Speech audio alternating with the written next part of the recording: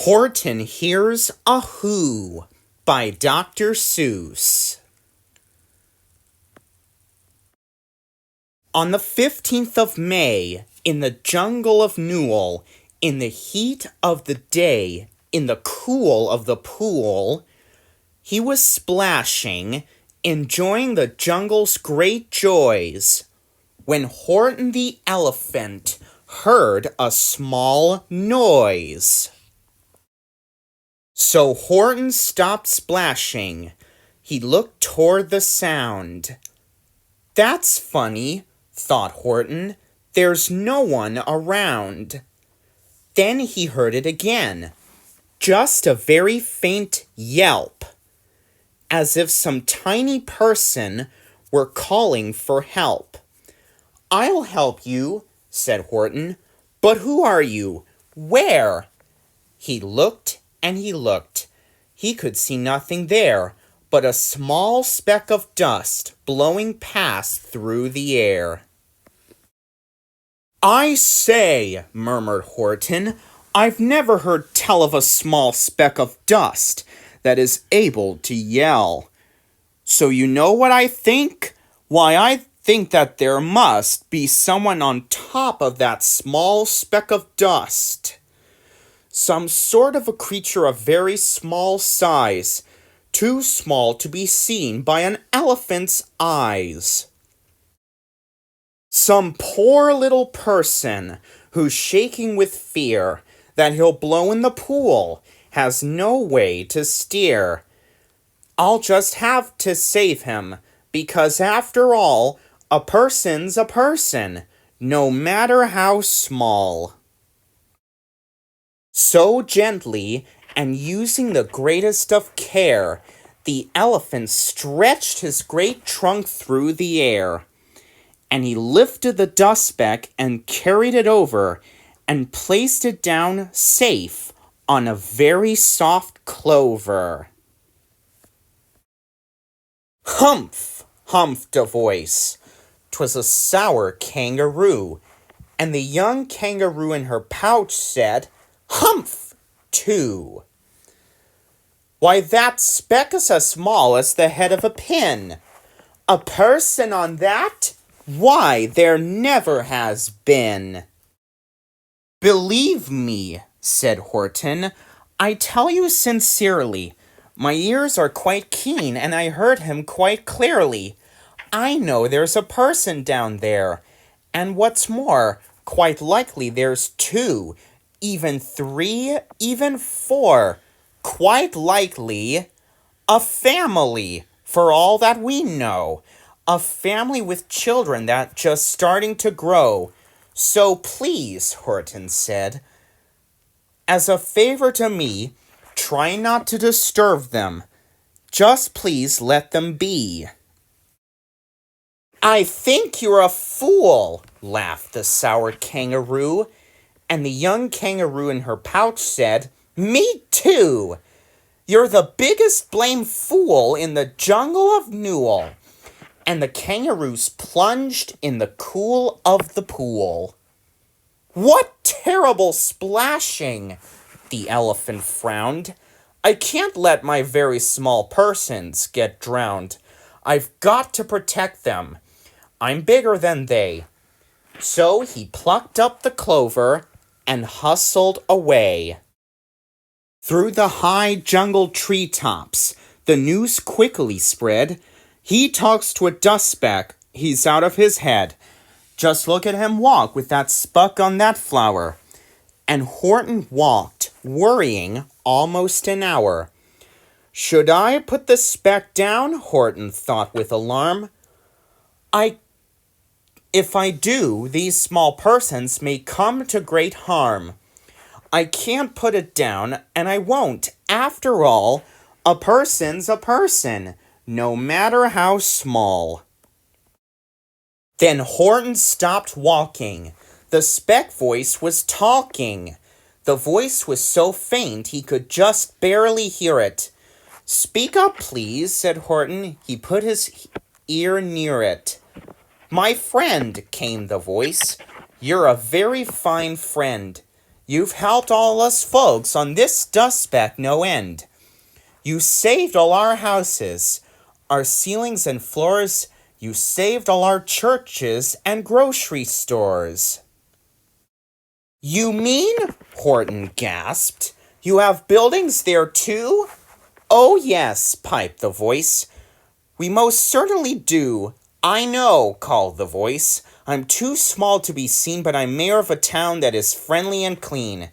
Our buildings to you would seem terribly small, but to us, who aren't big, they are wonderfully tall. My town is called Whoville, for I am a Who, and we Whos are all thankful and grateful to you. And Horton called back to the mayor of the town. You're safe now, don't worry, I won't let you down. But, just as he spoke to the mayor of the speck, 3 big jungle monkeys climbed up Horton's neck. The Wickersham brothers came shouting, "What rot! This elephant's talking to Whos who are not. There aren't any Whos, and they don't have a mayor, and we're going to stop all this nonsense. So there." They snatched Horton's clover. They carried it off to a black-bottomed eagle named Vlad Vladikov, a mighty strong eagle of very swift wing, and they said, "Will you kindly get rid of this thing?" And before the poor elephant even could speak, that eagle flew off with a flower in his beak. All that late afternoon and far into the night, that black-bottomed bird flapped his wings in fast flight, while Horton chased after, with groans, over stones that tattered his toenails and battered his bones, and begged, "Please don't harm all my little folks, who have as much right to live us as Bitters folks do." But far, far beyond him, that eagle kept flapping, and over his shoulder called back, "Quit your yapping! I'll fly the night through. I'm a bird, I don't mind it, and I'll hide this tomorrow where you'll never find it." And at 6:56 the next morning he did it. It sure was a terrible place that he hid it. He let the small clover drop somewhere inside of a great patch of clovers 100 miles wide.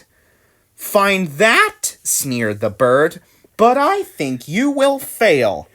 And he left with a flip of his black-bottomed tail. "I'll find it," cried Horton. "I'll find it or bust. I shall find my friends on my small speck of dust." And clover by clover with care, he picked up and searched them and called, "Are you there?" But clover by clover he found that the one that he sought for was just not around. And by noon poor old Horton, more dead than alive, he picked, searched, and piled up 9,005. Then, on through the afternoon, hour after hour, till he found them at last, on the 3,000,000th flower. "My friends," cried the elephant, "tell me, do tell, are you safe? Are you sound? Are you whole? Are you well?" From down on the speck came the voice of the mayor. "We've really had trouble, much more than our share. When that black-bottomed birdie let go and we dropped, we landed so hard that our clocks have all stopped. Our teapots are broken, our rocking chairs smashed, and our bicycle tires all blew up when we crashed. So Horton, please," pleaded that voice of the mayor's, "will you sit by us Whos while we're making repairs?" "Of course," Horton answered. "Of course I will stick. I'll stick by you small folks through thin and through thick." Humph, humphed a voice. For almost 2 days you've run wild and insisted on chatting with persons who've never existed. Such carrings on in our peaceable jungle. We've had quite enough of your bellowing bungle. And I'm here to state, snapped the big kangaroo, that your silly nonsensical game is all through. And the young kangaroo in her pouch said, "Me too!" With the help of the Wickersham brothers and dozens of Wickersham uncles and Wickersham cousins, and Wickersham in-laws whose help I've engaged, you're going to be roped and you're going to be caged. And as for your dust speck, that we shall boil in a hot steaming kettle of bezel nut oil. Boil it? Gasped Horton. I know that you can't do. It's all full of persons. They'll prove it to you. Mr. Mayor, Horton called. Mr. Mayor, you've got to prove now that you really are there. So call a big meeting, get everyone out. Make every who holler, make every who shout, make every who scream. If you don't, every who is going to end up in a bezel nut stew. And down on the dust speck, the scared little mayor quick called a big meeting in Whoville Town Square. And his people cried loudly. They cried out in fear, "We are here! We are here! We are here! We are here!" The elephant smiled. That was clear as a bell. You kangaroo surely heard that very well. All I heard, snapped the big kangaroo, was the breeze and the faint sound of wind through the far distant trees. I heard no small voices, and you didn't either. And the young kangaroo in her pouch said, "Me neither." "Grab him!" they shouted, "and cage the big dope. Lasso his stomach with 10 miles of rope. Tie the nuts tight so he'll never shake loose. Then dunk that dumb speck in the bezel nut juice." Horton fought back with great vigor and vim, but the Wickersham gang was too many for him. They beat him, they mauled him, they started to haul him into his cage, but he managed to call to the mayor, "Don't give up. I believe you in all. I believe in you all. A person's a person, no matter how small, and you very persons will not have to die if you make yourselves heard. So come on now and try." The mayor grabbed a tom-tom. He started to smack it, and all over Whoville, they whooped up a racket. They rattled tin kettles, they beat on brass pans, on garbage pail tops and old cranberry cans. They blew on bazookas and blasted great toots, on clarinets, oompas and boompas and flutes. Great gusts of loud racket rang high through the air. They rattled and shook the whole sky, and the mayor called up through the howling mad hullabaloo, "Hey Horton, how's this? Is our sound coming through?" And Horton called back, "I can hear you just fine, but the kangaroo's ears aren't as strong, quite as mine. They don't hear a thing. Are you sure all your boys are doing their best? Are they all making noise? Are you sure every who down in Whoville is working? Quick, look through your town. Is there anyone shirking?" Through the town rushed the mayor from the east to the west, but everyone seemed to be doing his best. Everyone seemed to be yapping or yipping. Everyone seemed to be keeping or bipping. But it wasn't enough, all this ruckus and roar. He had to find someone to help him make more. He raced through each building. He searched floor to floor. And just as he felt he was getting nowhere, and almost about to give up in despair, he suddenly burst through a door and that mare discovered one shirker, quite hidden away in the Fairfax apartments, apartment 12J. A very small shriker named Jojo was just standing and bouncing a yo-yo.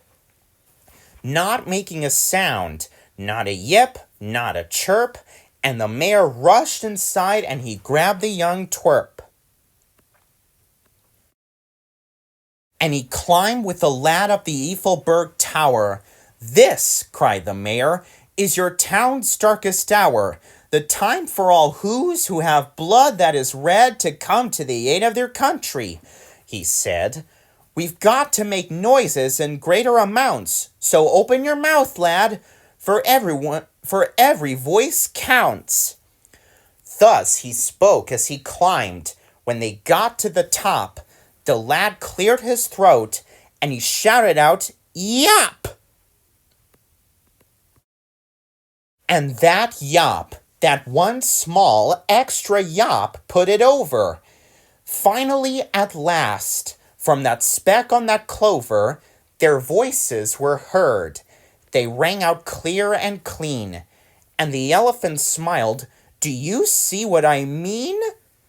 They've proved they are persons, no matter how small, and their whole world was saved by the smallest of all."